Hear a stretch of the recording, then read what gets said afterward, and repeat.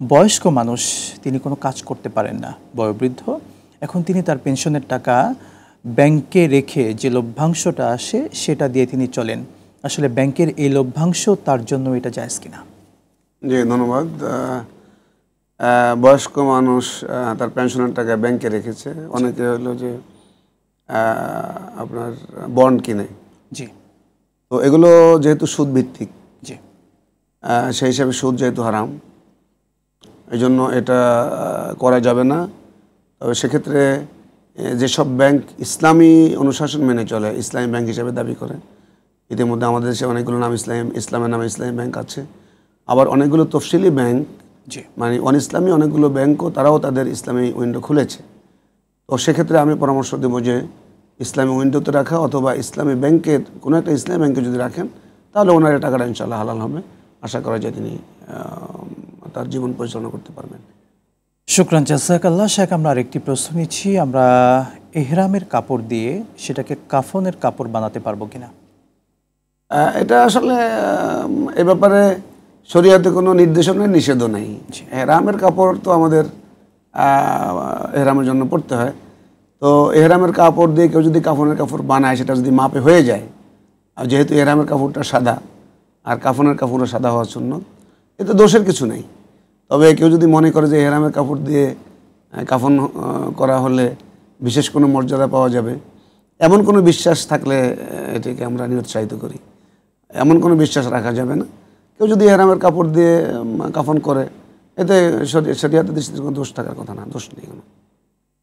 শুকরান, জাযাকাল্লাহ। শেখ, আমরা মূল টপিকে একটু চলে যেতে চাচ্ছি, রমাদানের পূর্ব প্রস্তুতি। আমরা দেখছি রমাদানের পূর্বেই আমাদের দেশে যারা ব্যবসায়ী ভাইরা আছে তারাও কিন্তু একটা প্রস্তুতি নিচ্ছে। আমরা ইমানদাররা কিভাবে মাসটিতে আমল করব, সিয়াম সাধনা করব, তার একটা প্রস্তুতি নিচ্ছি। আমাদের ব্যবসায়ী ভাই তারা প্রস্তুতি নিচ্ছে কিভাবে দাম বাড়ানো যায় পণ্যের, কিভাবে সিন্ডিকেট করা যায়, কিভাবে কোন পণ্য অবৈধভাবে মজুত করা যায়। যদি আমাদের সেই ব্যবসায়ী ভাইদের উদ্দেশ্যে আজকের আয়োজন থেকে কিছু বলতেন। এটা অত্যন্ত দুঃখজনক। এটা আমরা অনেকবার বলে থাকি, আলেম ওলামারা তাদের বক্তৃতায়, ওয়াজে, টেলিভিশনে বলেন, সরকারও বারবার বলে। জি। এবং খুবই দুঃখজনক সেটা হচ্ছে যে যারা বিধর্মী, ইহুদি, খ্রিস্টান, তারা তাদের উৎসব উপলক্ষে বিভিন্ন মূল্যের দামে ছাড় দেয়। জি। মূল্যে ছাড় দেয়। আমাদের জন্য অত্যন্ত দুর্ভাগ্য। আমরা মুসলিম উম্মাহ, বিশেষ করে বাংলাদেশে রমাদানের আগে বা রমাদানে আমরা দেখি যে দ্রব্যমূল্যের দাম বাড়িয়ে দেওয়া হয় এবং সিন্ডিকেট করে অকৃত্রিমভাবে বাজারে সংকট তৈরি করানো হয়। কৃত্রিম সংকট তৈরি করা হয়। কৃত্রিম সংকট তৈরি করে বাজারের দাম হু করে দাম বেড়ে যায়। অনেক সময় মানুষের ক্রয়ের নাগালে বাইরে চলে যায়। এটা অত্যন্ত গর্হিত অপরাধ। বিশেষ করে এহতেকার, যেটা মানে কোনো খাদ্য, নিত্য প্রয়োজনীয় খাদ্য গুদামজাত করা, এটা অপরাধ। এটা হলো একটা অপরাধ। আর বিশেষ করে রমাদান মাসে রোজাদাররা যে পণ্যগুলো বেশি কিনবেন, খেজুর কিনবেন, তারপরে ছোলা কিনবেন, মুড়ি কিনবেন, ইফতারের যে অন্যান্য সামগ্রীগুলো আছে, এগুলো ইচ্ছাকৃতভাবে যদি কেউ দাম বাড়িয়ে দেয়, তাহলে আমরা এটাকে বড় ধরনের অপরাধ হিসাবে বিবেচনা করব। কেননা তিনি ইবাদতের ক্ষেত্রে প্রতিবন্ধকতা সৃষ্টি করছেন।